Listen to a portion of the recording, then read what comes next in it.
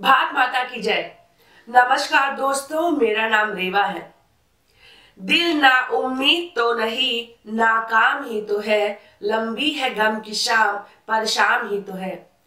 आखिरकार वैज्ञानिक नंबी नारायण की गम की शाम खत्म हो चुकी है। दशकों तक अपने अधिकार और न्याय के लिए लड़ने वाले नंबी नारायण को मोदी सरकार के तहत आखिरकार न्याय मिल ही गया। नंबी नारायण जी को मोदी सरकार ने पद्म भूषण से सम्मानित किया है। यह कहानी है वैज्ञानिक नंबी नारायण की, जिसका जीवन कांग्रेस की राजनीति ने केरल में बर्बाद कर दिया। इस कहानी में पैसा है, राजनीति है, षड्यंत्र है, देशद्रोह है और अंततः इस कहानी में उस वैज्ञानिक की जीत है जिसे रोकने के लिए कांग्रेस के साथ साथ सभी आला अधिकारियों ने दिन रात एक कर दिया और हर संभव षड्यंत्र रचा। बात है लगभग 1995 के दौर की, जब सत्ता की कुर्सी के खातिर केरला के कांग्रेस के भीतर ही घमासान मचा हुआ था। उस दौर के मुख्यमंत्री करुणाकरण के बेटे ने अपने पिता के गुट के आला नेताओं का अपमान कर दिया था। विपक्ष में विरोध में थे ए.के. एंटोनी, जो कि इसका फायदा उठा करके खुद मुख्यमंत्री बनना चाहते थे। एंटनी के बेहद करीबी थे ओमन चांडी, जो कि करुणाकरण के मंत्रालय में वित्त मंत्री थे। करुणाकरण की एक खास बात थी, पुलिस विभाग में करुणाकरण का बहुत दबदबा था। आईजी रमन श्रीवास्तव जैसे अफसर करुणाकरण के बेहद करीबी थे। अफसोस की बात तो यह है कि अच्छे से अच्छे लोगों के भी विरोधी होते थे। उस समय के डीआईजी सीबी मैथ्यूज, जो कि ओमन चांडी के बेहद करीबी थे, उनका और रमन श्रीवास्तव का 36 का आंकड़ा हुआ करता था। मैथ्यूज अच्छी तरीके से जानते थे कि रमन श्रीवास्तव के रहते वह कभी भी डीजीपी नहीं बन पाएंगे। इसीलिए करुणाकरण के सिंहासन को उखाड़ फेंकने की साजिश रची गई। उस दौर के आईबी के एडिशनल डायरेक्टर रतन सहगल, जिसे सीआईए का एजेंट और इसरो के क्रायोजेनिक इंजन प्रोग्राम को बर्बाद करने की साजिश में आरोपी पाए जाने के बाद आईबी से बाहर कर दिया गया था, वो रतन सहगल श्री कुमार के बेहद करीबी और सहयोगी थे। श्री कुमार एंटोनी के उस गुट के मेंबर थे जो गुट करुणाकरण की सरकार गिराने की साजिश रच रहा था। इसी बीच मालदीव की मरियम रशीदा अपना वीजा बढ़वाने के लिए सीनियर इंस्पेक्टर विजयन से मिली। मौके का फायदा उठाते हुए विजयन ने रशीदा के सामने कुछ अनुचित मांगे रख दी।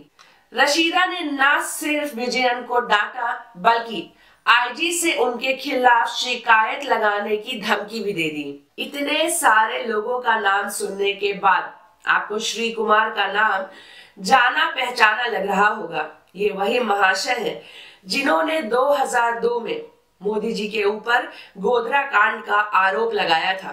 आजकल ये महाशय आम आदमी पार्टी की टोपी पहने हुए इधर उधर नजर आ ही जाते हैं।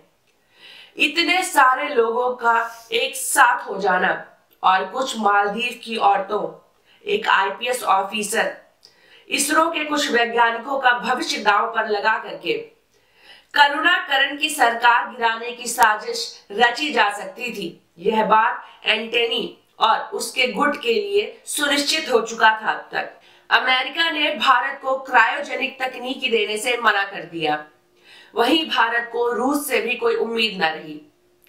वैज्ञानिक नंबी नारायण और शशि कुमार इसी प्रोजेक्ट पर काम कर रहे थे। जालसाजों को अच्छी तरीके से पता था, अगर इन दोनों वैज्ञानिकों को रास्ते से हटा दिया जाए तो भारत का क्रायोजेनिक इंजन प्रोग्राम बर्बाद हो जाएगा और भारत का अंतरिक्ष और मिसाइल कार्यक्रम सालों के लिए पीछे चला जाएगा।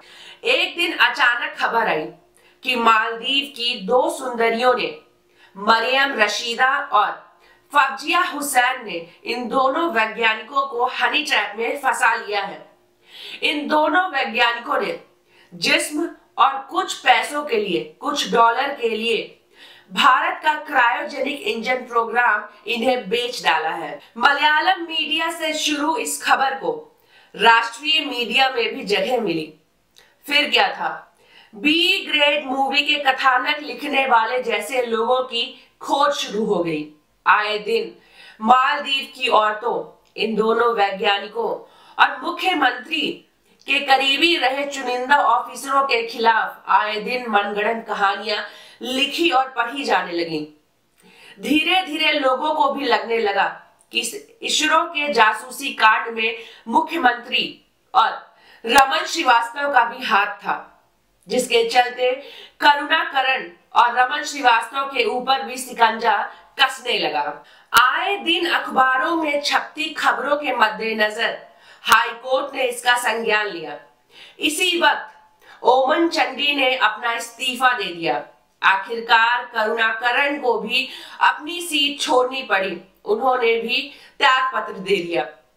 बाद में एंटोनी मुख्यमंत्री बन गए। एंटोनी को अच्छी तरीके से पता था कि केस में तो कुछ दम है ही नहीं, इसलिए इस केस को सीबीआई के हाथ सौंप दिया गया। नंबी नारायण और शशि कुमार की घनघोर छीछालेदर हुई पूरे देश में।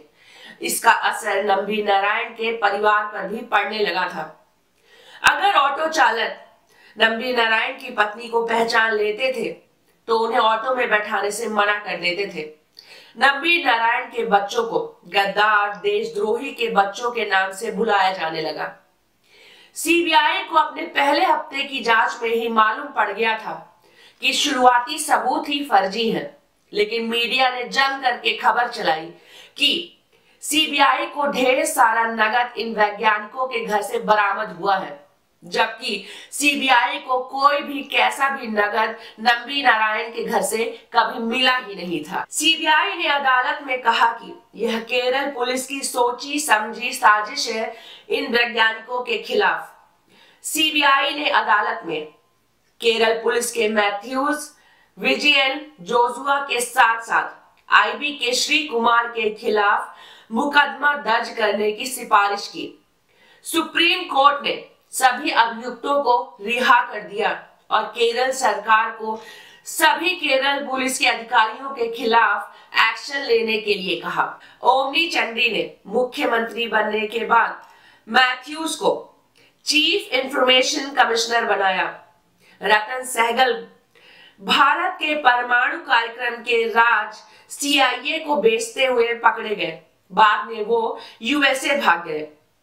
आप श्री कुमार को तीस्ता सीतलवाड़ के बाजू में बैठे हुए अक्सर देखते होंगे और एंटोनी तो भारत के रक्षा मंत्री ही बना दिए गए। मंत्री बनने की चाह ने, कांग्रेस के आला नेताओं के मुख्यमंत्री बनने की चाह ने, ऑफिसर्स के डीजीपी बनने की चाह ने, ऊंचे पद पाने की चाह ने, कुछ डॉलर कमाने की चाह ने न सिर्फ एक वैज्ञानिक का जीवन बर्बाद किया, बल्कि इस देश का सौदा भी किया, इस देश की सुरक्षा के साथ भी खिलवाड़ किया, और यह सब कुछ कांग्रेस ने ही किया। हाल ही में जब 2017 में कांग्रेस अंतरिक्ष में जाने वाले क्रायोजेनिक इंजन का श्रेय लूट रही थी, तब उसने जनता को नहीं बताया कि एक मुख्यमंत्री की कुर्सी के लिए उसने भारत के इस सपने के साथ क्या किया था। उसने भारत के सपने को कैसे और किस तरह से बेच दिया था। 2 दशक की लड़ाई के बाद नंबी नारायण जी को उनकी शोध के लिए भारत सरकार, मोदी सरकार ने पद्म भूषण देने का फैसला लिया है। अगर उनके शोध को दरकिनार कर भी दिया जाए तो इतने लंबे समय तक राजनीतिक षड्यंत्र से लड़ करके जीत हासिल करने के लिए नंबी नारायण को एक सल्यूट तो बनता ही है। मैं उम्मीद करती हूँ कि आप नंबी नारायण के लिए कुछ तालियां तो जरूर ही बजाएंगे। अगर आपको मेरा वीडियो पसंद आया हो तो इसे लाइक करें, शेयर करें, मेरे चैनल को सब्सक्राइब करना ना भूलें। भारत माता की जय। जय हिंद। राम राम।